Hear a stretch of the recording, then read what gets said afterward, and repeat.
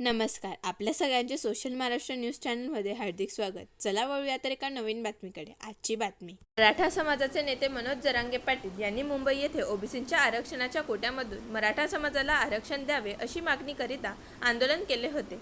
त्यांच्या विरोधात धुळ्यात महात्मा फुले समता परिषदेचे महानगर प्रमुख उमेश महाजन व त्यांच्या सहकाऱ्यांनी आरक्षण देऊ नये अशी मागणी करत आमरण उपोषण सुरू केले होते. मात्र काल महात्मा फुले समता परिषदेने हे आंदोलन छगन भुजबळ यांच्या आदेशाने तुर्तास मागे घेतले. 4 दिवसापासून नमस्कार, मी उमेश महाजन, महात्मा फुले समता परिषदेचा महानगर प्रमुख धुळे.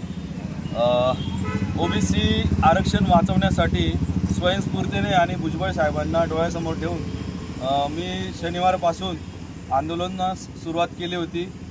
बेसिकली मला आंदोलन 2-3 तासासाठीच करायचं होतं आणि की जेव्हा राधाकृष्ण विखे पाटील साहेबांच्या घरी उपसमितीची सभा घेण्यात येत आहे आणि मला असं तेव्हा कळलं की काहीतरी गडबड होणार आहे आरक्षणासंदर्भात. मला असं वाटलं नाही. स्वयंस्फूर्तीने मी आणि माझे बंधू धीरजभाऊ माळी पैलवान आम्ही दोघंच भर पावसात तिथे 2 तास ठिय्या मांडून बसलो उपोषणासाठी. आणि त्यानंतर माझं अण्णामाळी सरांशी, देवेंद्र बापू पाटलांशी, बेन आप्पा बिरारींशी आणि आमचे जिल्हाध्यक्ष राजेश बागुले यांच्याशी संपर्क झाला.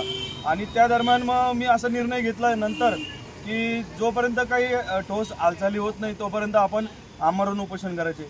आणि त्या दिवसापासून मी आमरण उपोषणास क्यूएन क्लब येथे पोलीस प्रशासनाने मला महात्मा फुले पुतळ्यापासून विनंती केली की तुम्ही क्यूएन क्लब येथे जावा आणि तिथे उपोषणासाठी बसावा. तेव्हापासून मला आमच्या राष्ट्रवादी काँग्रेसचे ओबीसी सेलचे जिल्हाध्यक्ष श्री ज्ञानेश्वर भाऊ माळी यांच्या सहकार्याने मला तिथे जागा उपलब्ध करून देण्यात आली. त्या रात्री नंतर राजेश बागुले यांचं सहकार्य मिळालं. आमची थिंक टँक जे आमचे महात्मा फुले विचारवंताचे आमचे ज्येष्ठ विचारवंत आणि आमचा बॅकबोन असलेले प्राध्यापक अण्णा गजमल माळी सर यांचं गायडन्स मिळालं, त्यांची प्रेरणा मिळाली. आज आपण उपोषण का सोडत अनुषंगाने उपोषणास सुरुवात केली आणि आज उपोषण 4थ्या दिवशी आहे. आज उपोषण सोडण्याचं कारण म्हणजे आज माननीय नामदार भुजबळ साहेबांनी पत्रकार परिषद घेतली आणि तुर्तास स्थगिती करण्यास सांगितलेलं आहे. आणि नाशिक येथे आमचे विभागीय प्रदेशाध्यक्ष श्री कर्डक साहेब, आमचे नेते दिलीप अण्णा खैरे साहेब यांच्याशी चर्चा करून उपोषण तुर्तास स्थगिती करण्याचा निर्णय घेतला आहे.